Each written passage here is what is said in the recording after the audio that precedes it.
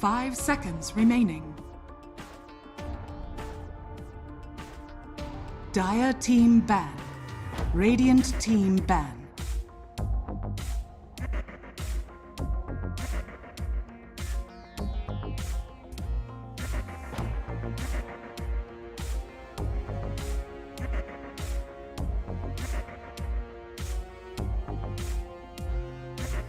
Seconds remaining. 5 seconds remaining.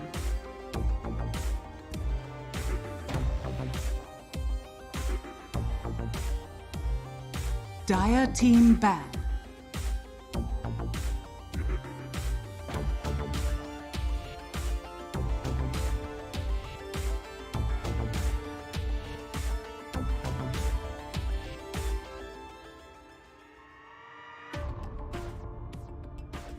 Radiant team ban. Coming.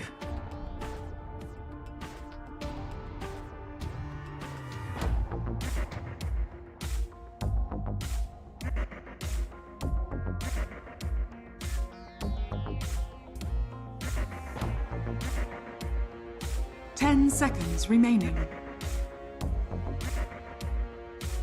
5 seconds remaining. Dire team pick.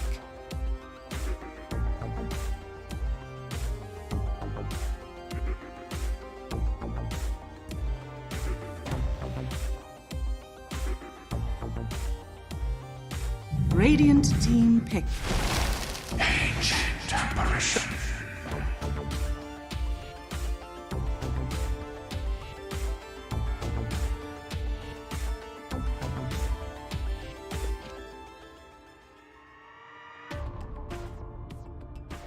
10 seconds remaining.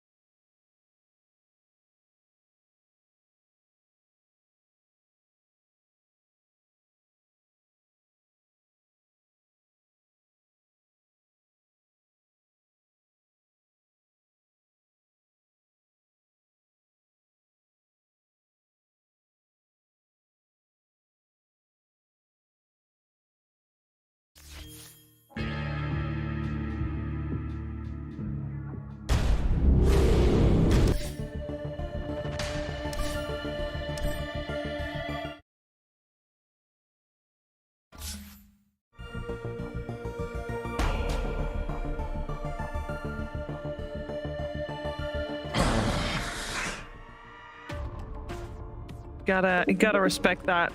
Gotta respect that he changed his style too, because I guess I've said it a couple times in the cast too. He was an exort only, Yeah, and then he actually this season he transitioned to Quaswex, which I think is pretty huge. Even though the hero has of course gotten his changes and whatnot, done some nerfs for God knows what reasons. yeah, for sure. Like when I was coaching the team, yeah, he'd pretty much every game after, he'd be like, yeah, this was a good exalt game, guys. And it's like, so when they're running us and we needed it, it's like, yeah, no, but like my Midas, it like this helped me. It's like he was very much bringing the invoker as the pub style invoker where he was just playing for his timings. But yeah, he has improved immensely on a hero that he has so many games on, just kind of identifying exactly what he needs for the team, and that's why there's so much respect in the band for sure. Yeah, I mean I know that feeling. I used to, everyone was playing Quaswex back in the day when I played it. I strictly played exort. Yeah, and I lost most of my games. No, I did okay. I did okay. That was pretty bad anyway. There's something with an invoker player when they can queue up a Midas. It's like, don't worry guys, we'll get the Sunstrike kills. It's like, it doesn't always work like that, Chief.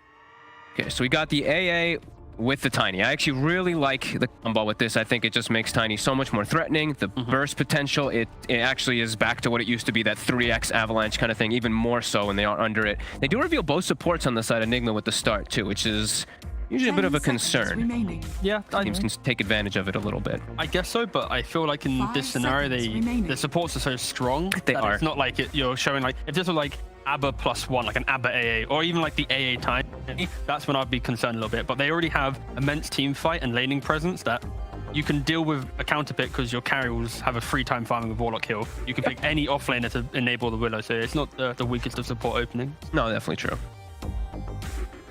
Okay, so Centaur taken out.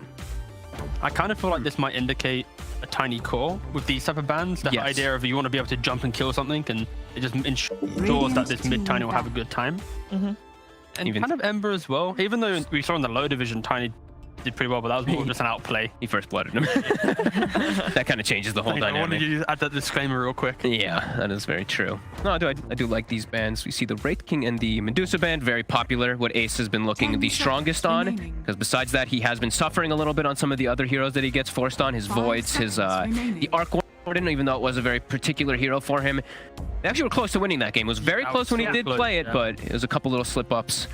Did cost him that one. Yeah, that's the story of the Hellbear Smashers. They had some very close games, but they didn't win him. Yeah. Best of twos would have been Smash's best friend. Yeah, it would have actually, because they would have had 1-1 against most people. They'd be middle pack with 3 draws. Yeah. It's true. Well, no, they still lost 0-2 to Liquid. So okay, they'd be middle pack with 3 draws and a loss, all right? Yeah. Twist the knife. Bottom of the middle. Bottom of the middle. Smash's fan. Oh, Jesus. It's all good. So the Willow and the Warlock coming out for Team NIGMA, we saw them do that against Brame as well in the second game that they played last Saturday against each other. And of course that support duo gave Team NIGMA the turning point in that series, particularly where they set a very high pace, high tempo. The key thing about that series, though, they had a kind of the 1-2 punch of win condition on mid with a very sacrificial carries. The Medusa mid, the Juggernaut, Safelin, and the I'm a little bit... Yeah, the center offlane, exactly. I'm a little bit skeptical that when you have the roster issues where Miracle's not playing and RMN, that style of play might not really come into effect. And I think it really depends on what they're doing. I'm very interested to see how they kind of bring RMN into the squad and unlock the draft. And I guess 10 seconds it's a little bit easier that they have RTW in the draft It is. compared to like a WEU in this scenario, unfortunately. I think the duo supports also sets them up for so many things. Like you said, strong lanes, but your team fight's just set already. Like no matter what you pick as your cores, you're gonna have good team fight in the mid game always because of these two setups. So, I mean, I really like the opener. Actually, is quite nice. So what offlane is actually left? Oh, basically all of them actually. So Most of them banned out. Only the Sense band, yeah. So we got still the Timbersaw, the Darkseer. We've seen Team NIGMA dabble in that one as well. The Mars. I love it with the Willow. As well. Yeah, It's super good, very aggressive. You can take advantage of a little bit of the AA, where you're sure your lane's getting a little better, it seems, for AA, but you're super squishy. And these two heroes, you get caught in a bramble. Actually, you're going to get caught probably in two, because the spear will bring you through it, and you're just dead. You have such a low HP pool. There's a very strong, aggressive lane. That's the nice thing, because like AA nowadays, he's a very good laner. And then, of course, into the game, he has this big ultimate threat. But when he steps out from the creeps to try and harass, he's just going to get speared into a root, and it's free deaths. He has to play so far behind. And they go for a PA. A hero that can somewhat play around the roots and stuff, gives them some backline jump to the Willow, to the Warlock, if you can blow them up quick enough. But it's not like the pick that goes, wow, all right, cool, that's the turning point in the Smashers draft. Like PA without without someone to buff him up, steroid or something to help PA along. No, and I don't really like PA versus Willow, I'll be honest with you. Through the realm, you can't really always focus him, and usually when I see PAs picked, it's because you see like AA Rubik, some like super squishy supports that you jump, you insta-kill. You jump a Willow, and let's say like it's pre-BKB timing, the Willow can actually turn and almost solo kill you if you're not careful. So, and Brambles are annoying. Roots are pretty obnoxious to play versus early on PA. Yeah, this could be the scenario where if NIGMA picks a weaker hero, then Smashers can just go for, let's say, a mag, and then they just go all for get the PA to a point where she's happy to fight. But then I'm still a bit worried about how they even get to play this game, because there's a lot of kind of disconnection between their draft. And then you pick mag into massive counter initiation too. So it also might be too greedy, because I do feel like with the Mars and with the Willow, they will try to set tempo pretty quickly because they see the greed on the third pick immediately. Okay. Batrider as well. A lot of versatility here with NIGMA's draft. Like, we don't know where players are playing. We don't know where heroes are going. Yeah. And then they have last Very pick. color-coded, though. Very color-coded. True. Smash is also kind of going for more of like a rocky light blue style. Yeah. Is the cool colors versus the warm colors. Yeah. I used to love the combo of Warlock and Batrider. You get upheaval later on, sticky napalm slows the turn rate. You can't turn and move out of upheaval when those fights do come down, and they all do synergize very nicely together. Oh, look, you can see Misery, or now Rasmus's face, like, like, you know, Homer Simpson. I know how he makes the noise, but that's what the noise he makes too. Rasmus always makes the I love it. Oh, what do we pick? Back against the wall. Yeah, this is looking a little tough already, I'll be honest. Showing the PA so early into this aggression, not so crazy about it.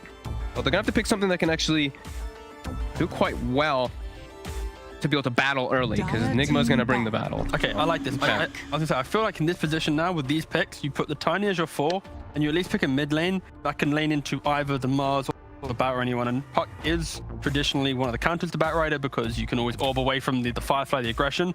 I have seen sometimes the Bat just dominate the Puck if you have one, miscue you ever aggressively use orb, but it at least gives Smashers a hero to play around, and for Stormstorm, it's one of his main heroes. Yeah, and great ways to kill backline. You get like, if you find the Warlock and the Willow together at all, something like that, AA Blast follow up with Vortex, lots of magic damage, so it can be a pretty good raise up of like that counter initiate, or just start the fights first so that they don't have combos with the Mars as backup for the Batrider. I guess that's actually a pretty good point for Smashers. Like, when they get to post laning phase, their team fights are built around Tiny starts to fight.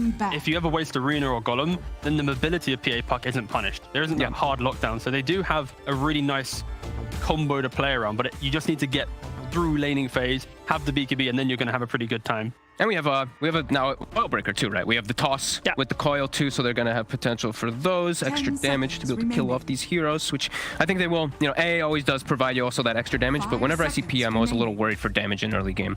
Yeah, for sure. So is this something that we're looking for Rasmus still as the last pick then on the side of Hellbear Smashers? Oh yeah. Yeah, 100% this will be his last pick. Hopefully he doesn't pick Legion. He likes things like Axe and Underlord. Radiant team. I mean, I know okay. Misery pretty well, and every time he picks Legion, he thinks it's a great pick. Fast forward 35 minutes, game's over. He's like, "Why did I pick Legion?" I know that's exactly what they're saying right now. They're like, yes, this hero do wonders. Do like the Spectre ban? You know, you see the Warlock. It's just it's it's probably gonna come out. You have AA. AA Tiny don't do anything, dude. So do like that one quite a bit there. Enigma, they ban out. Buffers. They still they bless. They're like, Rasmus, we know you want it, but you know what? We want a nice team. They protected him from himself. Very, very generous. All right. So which hero is left? They took out the 2 counters to the Batrider, right? So now there's not going to be a great dispel to be able to counteract the lasso. You could maybe go for like an Unlord route where it's just kind of you just out of the fight, but it just feels very clunky. I think there's a spear too, you know, right? Yeah, like that's the spear through the Uber. We've already seen that one a couple times. Maybe a Pangolier just cut through the fight and just have this rolling thunder effect. Radiant team pick. They're just gonna go the Casual Tidehunter. Okay. Does not fit the color scheme, guys. No, and it is a very. I just feel like it's a very, like you said, casual Tidehunter. It doesn't really have much kind of laning winning potential right now because you have the last pick for this carry. But at least it grounds out the aggression where NIGMA, when they want to make a fight, they have to use big spells to win the fight, right? Yep. So now you have your own big spell, so you can go tit for tat and actually have entry, and it unlocks PA and Puck to enter the fight only once. Tiny has initiated, Tide has reinitiated, the double support cores come in. And they take the troll. Yeah. Looks really good. Strong lane. Same color. The real question is, slow him down. Same color it is. They actually did. I mean, the color scheme is very beautiful. Yeah. Okay, so this is the important thing. It is going to be an RMN on the mid or off lane Batrider, because of course Mars could still be mid, Bat could still be off lane type of thing. That's the switch here. ILTW will play carry. And the other thing is too, right? Like you actually don't know who you're playing against as Stormstormer, because that is actually 2 heroes that used to be lane versus the Puck a lot. Exactly. Although the matchup for Batrider has gotten a lot worse. It's probably more like the Mars, but okay. All right, yeah, I think this is one of the rare times that smoking up as 5 on Smashes to get a deep ward just to know who's going where. Yeah. Because not only is there hero versatility, there's player versatility. Yeah. Okay, and I do like that Rasmus can at least break the combos, right? Those big wombo combo team fights that are going to come out from NIGMA. He'll at least be able to counteract those pretty decently. Yeah, I think NIGMA for sure, they can fall victim to their own need for aggression, playing behind this Batrider, easily punished by a Puck, and then scaling with PA. So yeah, I think this is going to be a pretty close game. You've got Team Red versus Team Not Red, and yeah, I'm confident for Smashes. It just helps that Miracle's not playing, right? If you're a Smashes fan, like when you lose such a big factor to your team, it's suddenly the odds just kind of get a lot closer. But we do still say that the lanes for Team NIGMA Fogged look pretty decent. Yes, they look quite strong. I do like the Troll overall into PA. Like it does take time for PA to be able to fight back versus Troll, and Troll, he will be able to naturally build into a way to deal with that evasion, while on PA it's a lot harder for you to deal with that. Sure, you'll get BKB and stuff like that, but yeah, I think I'm liking NIGMA just because they have like the 1-up on the team fight too. Yeah, because they have the 3, the Tidehunters are kind of the only big fight besides the Puck on the side of Hellbear Smashers, so I think I still do go with that. Well, let's see how this first game is going to play itself out and how Team NIGMA will fare without Miracle. We're heading over to our commentary duo of Cap and Kyle. You know, going into this series, I was looking at it and I was like, okay, Hellbear Smashers, they might do their thing and get an upset in one game, but ultimately they're going to get 2-1. But not the case anymore. I mean, this is a pretty different NIGMA when you're missing Miracle and you've got a stand-in of RMN. Yeah, nothing against RMN. High MMR players have been coaching the squad for a long time, but, you know, not just anybody can replace Miracle. And he's not a mid player either. Yeah, see, he is directly trying to replace Miracle right here. So I'm not sure if they're going to keep this dynamic. It's always kind of interesting. Do you put Mind Control in an awkward position here, which is certainly in an awkward position with against Hellbear Smashers? They go for the early 5-man movement out the Brambles, trying to create some cover, but Gilgir does get the toss back. They quickly surround Mind Control, and that'll be it. Ace gets the first blood. Love that from Hellbear Smashers. Yeah, they're 0-4, but they've been competitive. They took a game off of OG. They took a game off of Secret. They are no slouches. And this win keeps them in contention to stay in this upper division. I like that you come out, get the first blood, get some confidence.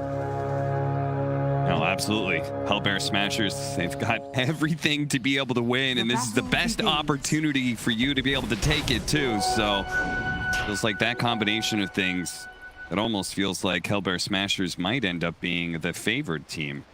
in this, as Smashers do manage to get not only that first blood, but also 3 bounty runes. So nice big gold lead for them already. And I gotta say, I mean, their draft is pretty solid. There's a reason the panel was favoring them. The Troll ult with AA ult does work a bit weird. You know, Troll can still be ulted by Axe and killed through his ultimate, but he doesn't shatter. However, you don't regen with any lifesteal when you pop Battle Trance, so be curious to see how that plays out. But if you look at the team fight, you know, Hellbear Smashers, just with the Tide and the AA, like, that's so much damage. That's your experience-based damage you were talking about earlier, right? They've got a lineup that just naturally scales with levels: Tiny, Tide, Ancient Apparition. They've got one hero that really needs a whole lot of farm, and that's going to be Ace. And it does feel like that is the 4 Protect 1 archetype fits pretty nicely into this meta, because you want to be aggressive, so you kind of need 4 people running around trying to start fights. Yeah, we haven't really seen many drafts work out where it feels like there's 3 cores that just need farm, and fortunately for NIGMA here, it does seem a bit complex. Like, it's a Troll, yeah, you'll have some sustain behind you, but Batrider Mars, they're control. They're not really offering too much damage. You know, we've seen Liquid popularize this combination that we see right here with Willow and Mars. The fear into the arena can be huge, but, you know, ineffective against Puck. PA could leap out of it and will buy BKB. Yeah, they've got a very scary team fight on the NIGMA side. Fogg was talking about how Warlock Batrider was one of his favorite duos in the past. The upheaval plus sticky napalm. GH going to be jumped on here. Spear through multiple brambles. Tofu's going to take a lot of damage. They managed to pick up level 2. So Shadow Realm plus the healing salve gets the hit onto Tofu, and GH should be able to secure first blood from Mind Control and should be able to still get out. If Ace really wants this, it's going to cost him a lot as he gets speared up. The bramble doesn't quite latch, sadly, as Ace very easily, I think, could have maybe gone down there. The bramble had gotten in, but that's really nice creep control there. NIGMA had a huge creep wave advantage, so they get levels early. Their enemy wave was dying faster. If Tofu's level 2 there, that's at least a turnaround kill, but did not have the XP. Timely level up from GH. Hey, look at this. RMN doing a great job in CS. He's slightly above. Now Stormstormer still has 3 creeps coming in, but the fact that they're looking pretty even is really nice for RMN. And of course, this matchup in the past has been very good for Batrider. Batrider, of course, being nerfed a lot in the last patch, and that's why he kind of disappeared for a bit. That's why he has to start with the Quelling Blade. You just don't get enough damage off the napalm stacks to last hit effectively. Puck with a 10 base damage advantage. Gilger feeling like he can't do anything or isn't needed in the bottom lane. Is going to go for an early rotation here onto Mind Control and help out this lane. He's going to take the spear, but Mind Control's certainly dead. I like this move. Tide, he might suffer down here, but already level 3 with the 2 points in Kraken Shell. So just the pure defensive style. He just wants to ensure he doesn't get zoned, is able to get as much XP as possible. And you can see that if the wave is controlled by Ace, AA Tiny is a kill combo. Like, Mars can't do anything about that. GH, is he going to die here? They still have Avalanche, so I don't think there's a way out. He's got no more healing salves. He wakes up the neutrals. Tofu trying to aggro it, but Gilger times his last hit nicely and is going to be moving over to try and secure the runes here. Take it away from RMN. There goes that water rune. So nicely done, RMN. Not having a real refill on the bottle may actually make a huge difference here. Yeah, that's huge. Because RMN, oh no. Speaking of bottle refills, yeah. It's nice, though, because the way you play bad mid, you kind of have to be out of mana almost at all times. You're shoving waves constantly.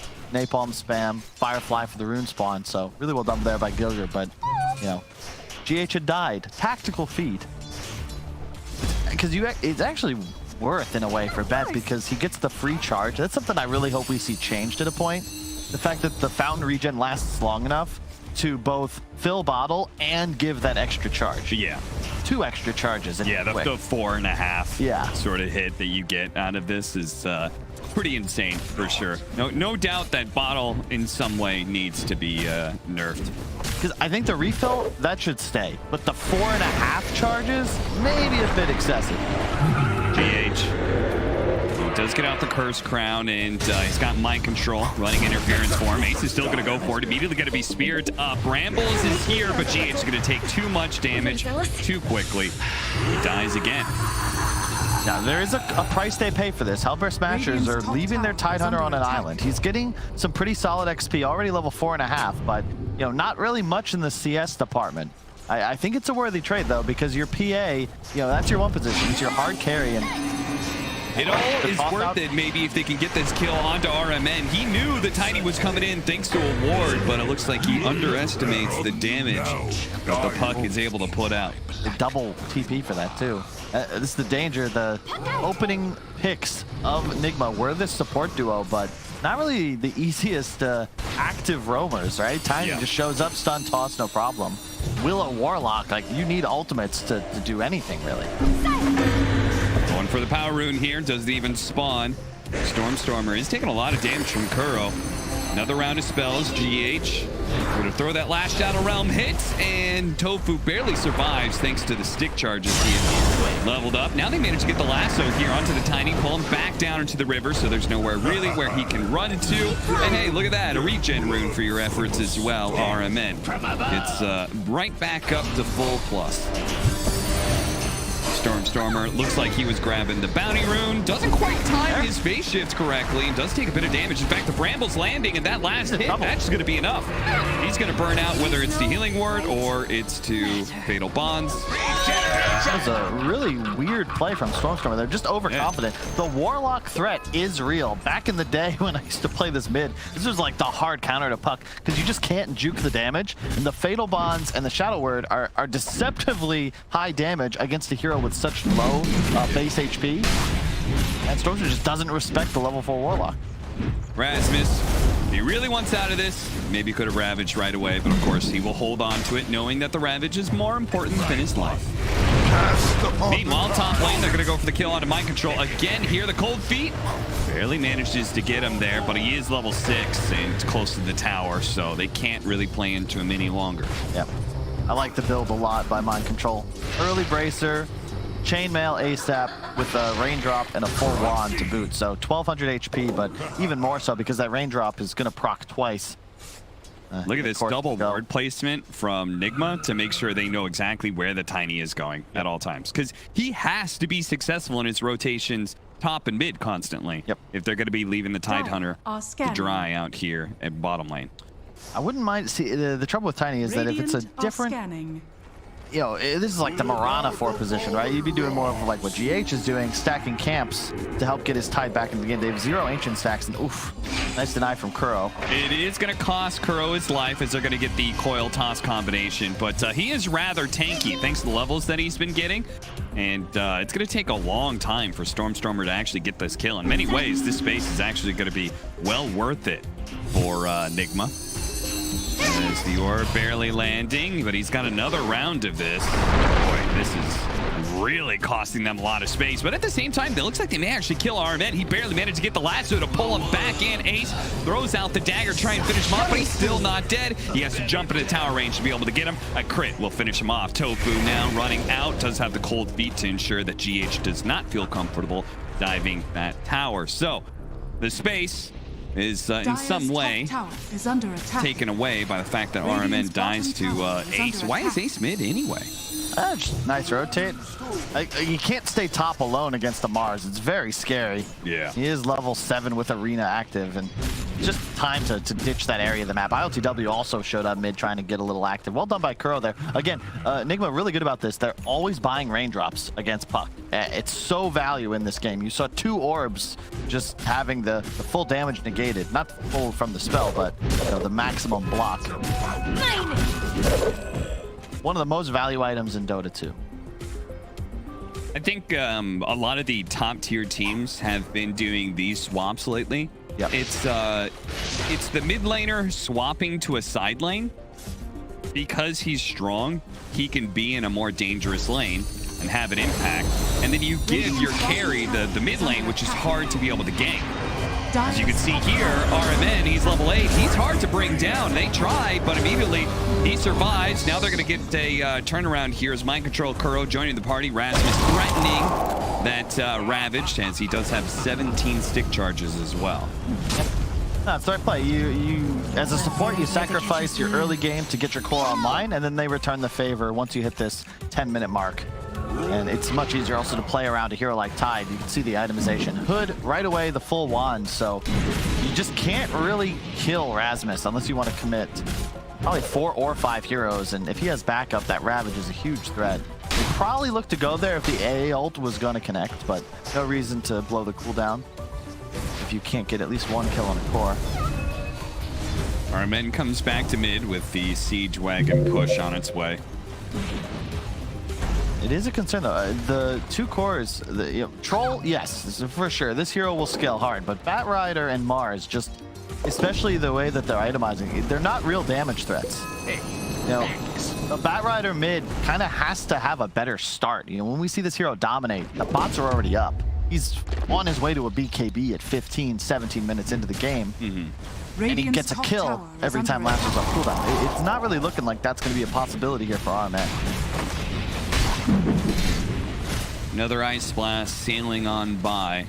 I will say, I agree with you, especially since they've got heroes that deal. They've got 2 mobile cores, and that it's hard for Batrider to be able to kite out. And then the Tidehunter, who thanks to Kraken Shell gets rid of the sticky napalm. But I am impressed by these Batriders going late game with the new shard. Yeah, that's true. That is pretty crazy. It certainly seems like Batrider has a fresh power spike late game. Yep. That he didn't have before. It's something you said about the way Dota's evolved, all the changes and additions. Hang on, I might have played the runes. Gilgert dodges the bramble. Very nice. They're going to try and bump him back into range of the lasso, but Gilgert covers himself with the avalanche. So there's like a lot of legacy information in my brain that may just be outdated, specifically this relationship between Bat and Tide. Because back in the day, you know, you scrim against LGD, Vici when RTK and Zhao Wei were still in the game. They would first to a Tide into your Bat, no problem. And they saw it as a hard counter. Yeah. I think that's still the case. But to your point, maybe Bat later on, you just have so much damage amplified from your shard. Tides isn't quite as good, although I have seen it used by Monkey's Pro because it does reduce tower damage on the Tide shard. It's really cool. Yeah. But is it viable? I don't know. Coil only onto the 1 here. ILTW. He's gonna still be hit by the Ravage Ice Blast combination. Maybe this isn't quite what he expected. Now the avalanche over the top. He gets tossed. That's gonna be him shattering. A terrorized dodge there by Stormstormer. The rest of NIGMA are going to close in on Gilgert, but he's hero chat lining for a reason. He knows that was a great fight and a great exchange. Yeah, take those all day. Nice, right? I mean, you kill the Troll. That's it. Ace lives, Troll dies. That's the dream. LTW is off to a great start. Don't get me wrong. He's very close to the battle for you, but that death will hurt. Skip the ultimate, I think partially just because he recognizes how useless it is against AA ult. Sure, so he'll be able to farm that a little bit faster. Don't think it would have helped him there. Comes RMN back in with the boots of travel.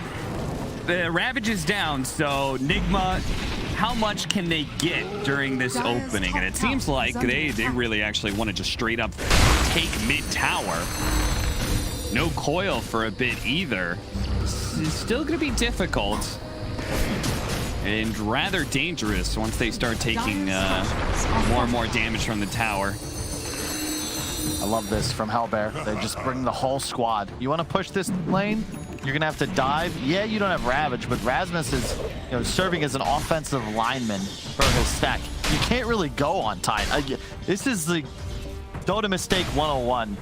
Rasmus wants you to try to kill him. He's a no Ravage Tidehunter with a hood. If you do that, you're not winning the fight. He's serving the purpose of a Ravage by just existing and absorbing your damage. And he also helps that Hellbear Smashers have a decent number of low cooldown nukes they can just kind of throw out to defend towers, like the Puck especially, who's now found the opening with the coil just now coming up on GH. Now, let's see if he dodged the spear in time. Phase shift not going to be out.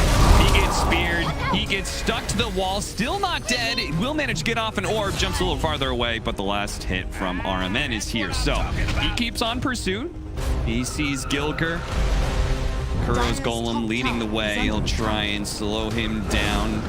Gilgert does have Avalanche, which he can slow down RMN, but RMN may feel feel bold enough to keep it going. Man, it's so slow. Cold Feet not quite there. Now he's going to toss him over to Ace. And Ace is actually going to be the one last. So if they're both together on this Firefly, Ace is still alive, but the TP actually getting canceled there by the spear. And RMN gets the double kill, all thanks to Gilger's alley-oop. He goes ahead. Thanks, Gilger, for that one. NIGMA do close in with change and mind control to ensure this team fight. Oh, they're going to go for the Ravage, but it's just the two of them. They really want this kill into RMN. The spear goes out. They only get the one kill out of this one, but it is a killing spree collected. That is huge, though. ILTW put in so much work. His squad just pretty much won a team fight without him. He killed top tower, farmed a couple, I think 4 or 5 creep waves top, through the jungle, now to mid, no Ravage, so you're probably going to be able to push this mid tier 1 as well. And Ace dies.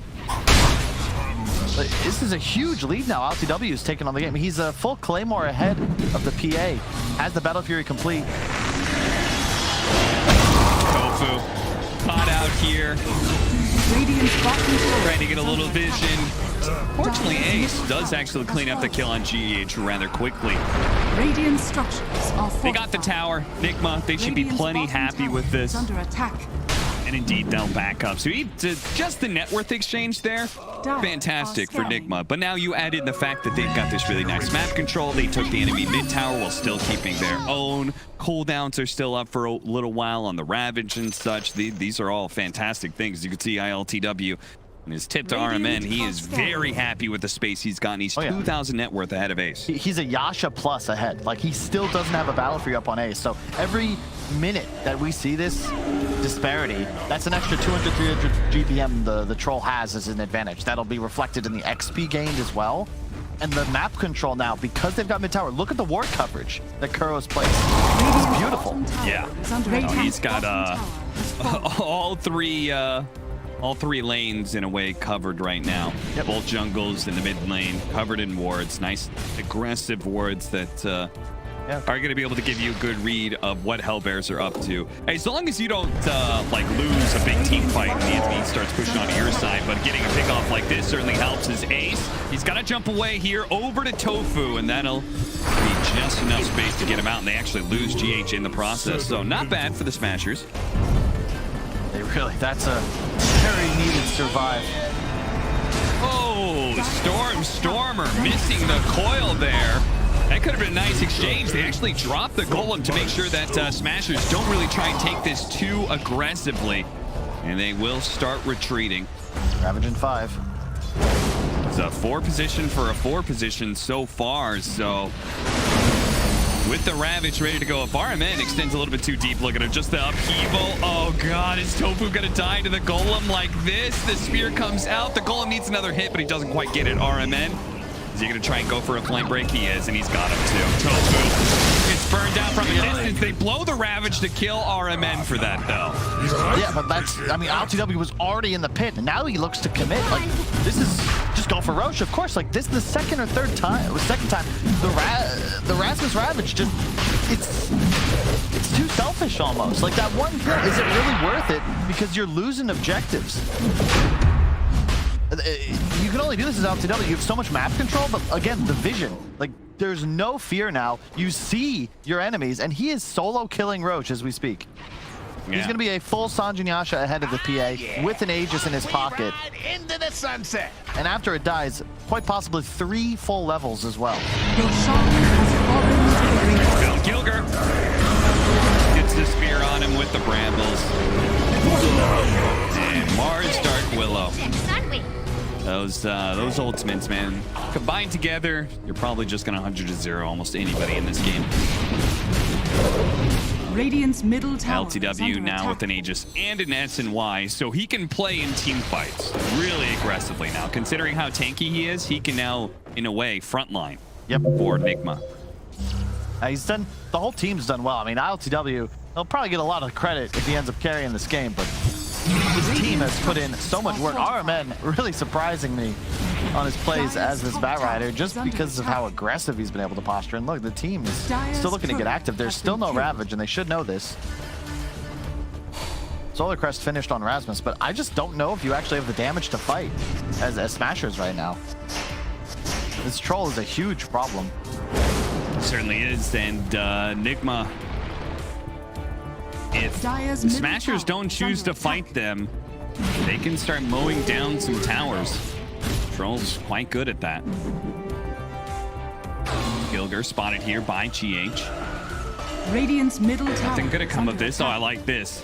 Hellbear Smashers are backdooring the mid-tier 1 tower. That's always a nice play. Dire's top Yeah, they really tower wanted to is open up under the map. attack. Just keep in mind, the Troll versus PA relationship. Typically, PA is certainly the king of the late game, but Troll, you can even see in the items, he's got queued up BKB, MKB. Very natural progression for him, and it is incredibly difficult to go toe-to-toe with this hero as a Phantom Assassin unless you are at the very least equal in items, and that does not look like it'll be the case unless perhaps this smoke can work out. No blink on Rasmus, but he's going to attempt to walk-in Ravage. Blink on the puck.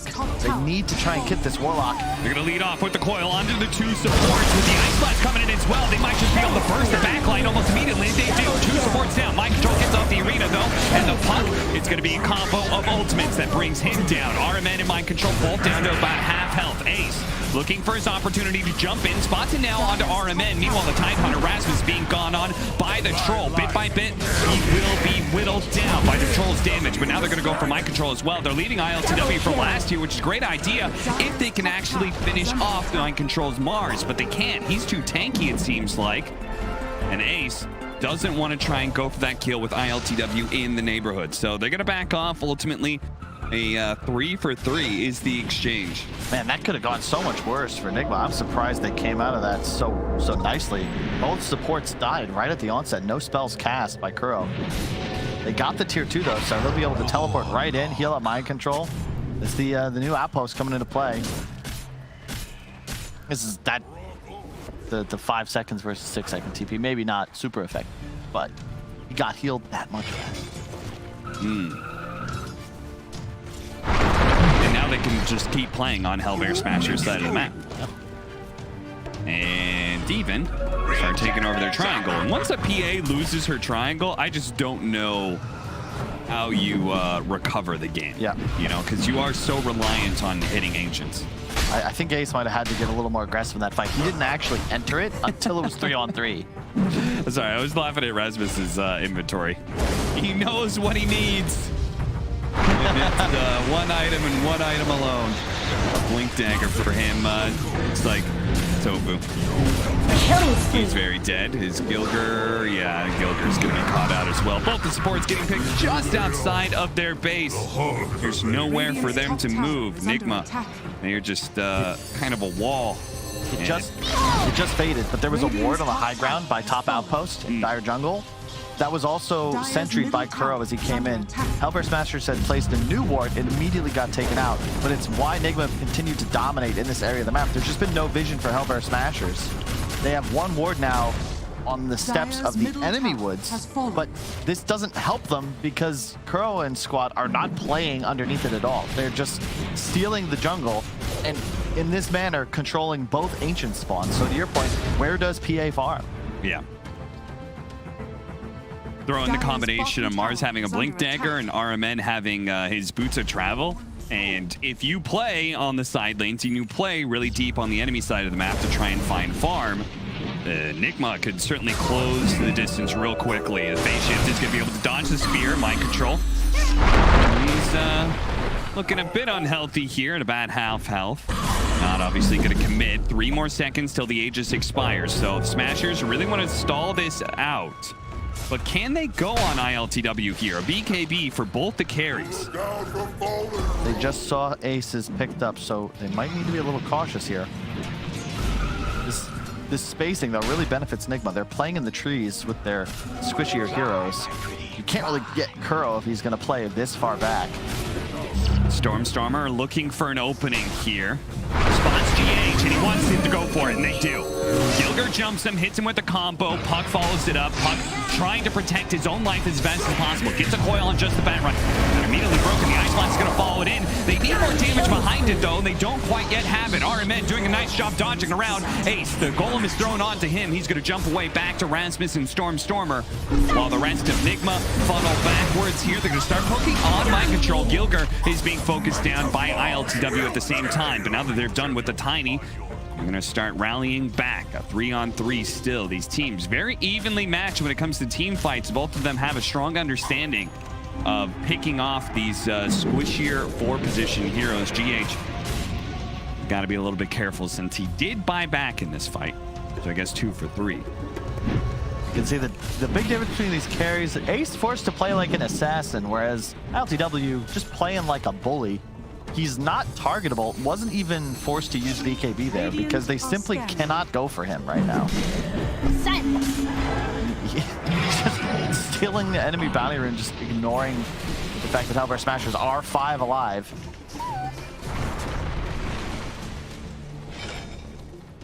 Really nice placement. They're just going to continue to apply this pressure. And he's going to be able to naturally progress into an MKB. So the PA feels like you are answered for the next like 10 minutes. Yep. Probably maybe if we survive for another 15, then the PA starts becoming a big enough threat to some of these other heroes. But RMN, he jumps in big time to be able to go for the Ancient Apparition, but he immediately gets turned around on by the Smashers. NIGMA are going to use that BKB on ILTW to TP home, and Kuro looks like he's far enough back. Kuro has a refresher in 500 gold. Yeah, and maybe a little bit more, though, as Smashers are still trying to catch up to... Oh, my God. 1,000 damage crit from Ace, and they're on the hunt for more here. The spear doesn't quite land. GH spotted for a moment. Gilger, Blink Dagger up. Another avalanche. A toss coming in soon. Shadowrun just came back up, so he's not going to be tossed here. It's huge. He had no buyback. That would have been guaranteed tier 2. Still might be, but you can see the downside. Kuro went for this very greedy item build. When he gets the refresher, that's going to be nuts. But for now, the side of NIGMA have literally no plus armor items. So that Solar Crest advantage is going to come into play. The Gush as well for the minus armor. If you get caught as Warlock or the Willow of GH by Ace, you die in a crit. He is in a really bad position. Oh my Yes, God, he has nothing to me. ILTW. What is this? It's nothing to me. The most insane farming I have... What? We get a replay? Where was he? So he just walked up to the Ancients? BKB TP'd, and I think he TP'd the tier 2 bottom, and he farmed his way up into their triangle. And they had a ward on him, too. Yeah, I mean, The only place on the map Kuro doesn't have sentries is the Ancient Camp that ILTW chooses to farm. That is a huge death. His advantage has just dropped off. You know, he's been an item ahead this entire game. Now it's going to be half an item. And Ace, you know, he's got the Deso complete, so... You know, actually, they're even. It's just that right now, he's got a lead on the MKB. That timing is going to be huge for NIGMA. They'd like it to hit before the next Roche fight. But that's going to be easier said than done. They just lost map control. Suddenly, it's Hellbear Smashers playing enemy side of the map. crazy, just wrong positioning from 2 people on the side of NIGMA, and it makes a huge difference. I think RMN and his choice to... I think he jumped in and lassoed Tofu. Yep. Right? But like as soon as he does that, PA has free game. Right? And part of the success of teamfights of NIGMA has been the troll being on the front line. They're going to be able to grab Gilger here. They're trying to blow him up. He's not quite inside the wall, but he should still die here. But at the same time, Stormstormer's in deep. Uh-oh, he ran into a bramble. Almost gets hit by the goal, but fortunately he phase shifts it, jumps over to his orb, but he's still caught. NIGMA. What? This time it's the Hellbear Smashers who get like way too aggressive, and NIGMA finds a great opening into Roche. What the hell? How did that happen, Cap? It's a 4-on-5. There's no troll. The enemy network, the highest net worth by far, is dead. Roche has now spawned. You have Ravage. Do we have buybacks on these heroes? Stormstormer, yes. Gilger, no. Are you just going to give up the Roche? Yeah, I mean, Hellbear Smashers just were not ready for a fight, I think. Ice Blast is going to come in, but the PA is a little bit too far away. In fact, he's been hit by a Brambles here. Maybe forced to use his first BKB to try and TP out. There is no lasso for a second here for the Batrides, but it may not be needed. They managed to get the chase done onto it. The Ravage are going to go down. BKB and a Blink Strike away, but that's not the way you wanted to use your combination there. Just to retreat to save your carry, but still lose your Tidehunter in the process. NIGMA, all right, the game's fully swung back to their favor. What? That's just nuts. They just gave away. They were gonna have such an insane timing. PA just hit level 20. He has the Deso for 7 minus armor, his talent for 3. They would have no armor items. Kuro 7, Willow of GH 5, 15 on the Batrider. These heroes are going to explode in the duration of a Ravage, but now they don't have it. Now they're playing into Aegis. 663 gold for D-warding. Nicely done by Kuro. They just Had a gave up. great read. What were they doing over there? I don't know. There's just a lot of weird mispositionings happening. I think both teams are underestimating the potential of the other team to be aggressive on them. And now Ace doesn't have a BKB for 15 seconds. They need the puck, Blink Strike, to be able to jump over, and the Stormer does give it to him. Ace, he's running himself out of here, but Stormer is going to get caught in the process. And Mind Control may get burned out, but Ace. RMN spots him. He's going to be hit by another Blink Strike. You got a BKB! Oh, he had it. He didn't. I think he gave up in like literally the last second. RMN was not spamming it. Is that Miracle or is this RMN? Because all of a sudden the Batrider is just winning the game for his boys. You know what's funny is that like there's so many like that fight in triangle where Hellbear Smashers is not well prepared. They get caught. That leads into Roshan being taken. That Roshan is a shard. So the Batrider picks up the shard. That's how he ends up killing the PA again. It's like these things can snowball rather heavily. So he now doesn't have to buy a shard. He can instead buy a BKB cap. Suddenly the Ravage is ineffective, and he's going to be gunning. I mean, that's 2 racks. Like, I actually, is that just GG? It's close enough to it. They're going to hold out because they've got a PA, right? They've got a PA. They've got tier 1 and tier 2 still up in the bottom lane. But their whole timing just disappeared. Suddenly, everybody on the Radiant team now has a bonus 2,000 gold. That's a plate mail on the Mars. It's going to be an Aeon disc soon on GH. It was 24-20. Hellbear Smashers had a lead. Radiant's top tower And then, is under attack. man, just, I don't know. I guess by now, I should have learned to buy the dip, but I cannot believe that they turned this around. Yeah. Fistful of sand.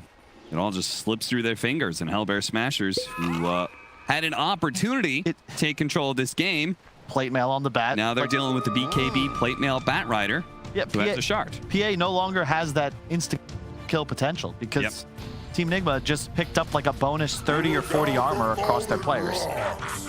Now they have a Refresher Golem and an Aegis and a DD. Still have an opportunity for outplay Harmon in deep here. Trying to go for the lasso, but the Lincolns protected him, I believe, on the puck. So, did he not know about that? It was new, just picked up.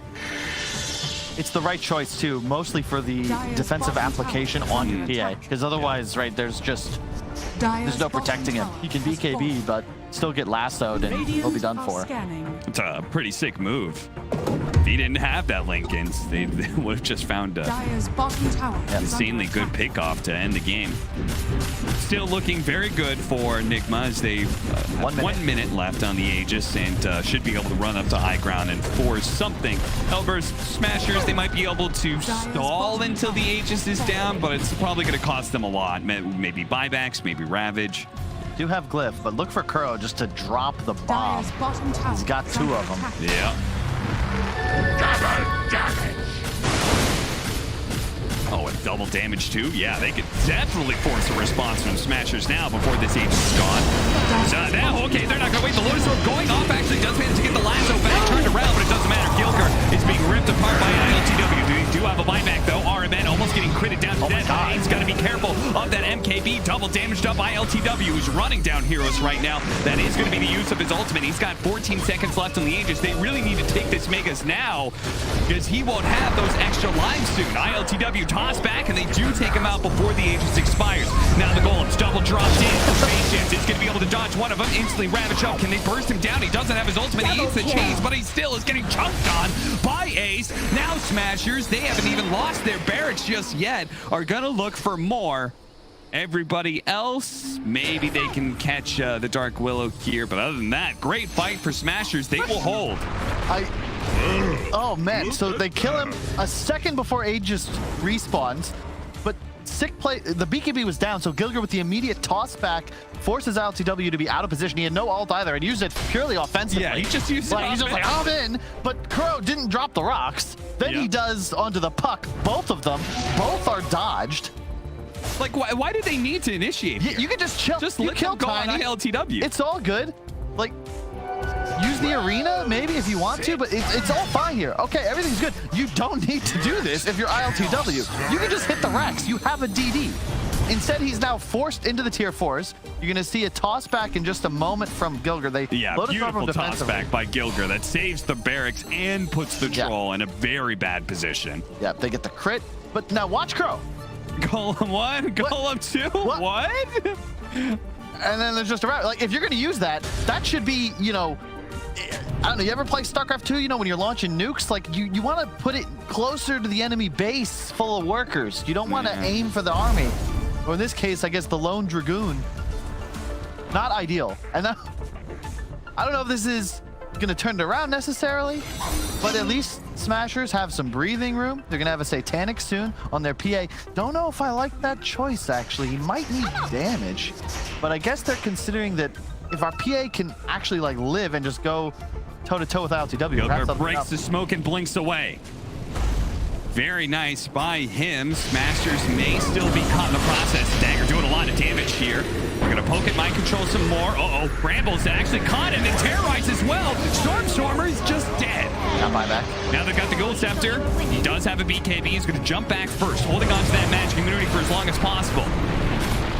Now using it, but not being able to go in. They buy back on Stormer, but the BKB will be on cooldown for 70 seconds. NIGMA have an opportunity to just hit the base again. Yeah, I can almost guarantee this is the last time we're going to see Rasmus playing Tide in this series. Not that he's doing anything wrong, but he had no Ravage there for 20 seconds.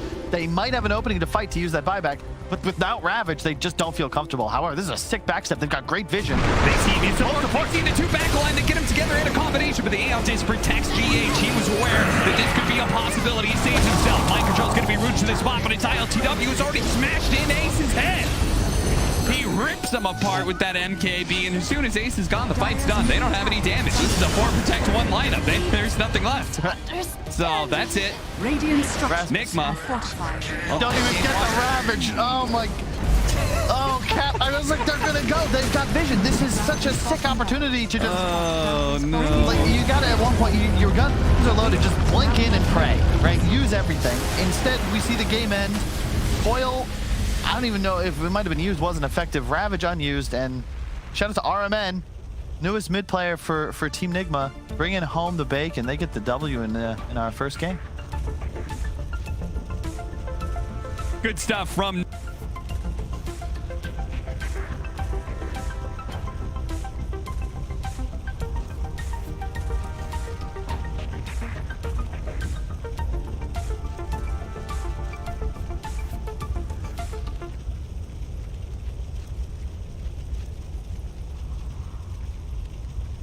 I confess.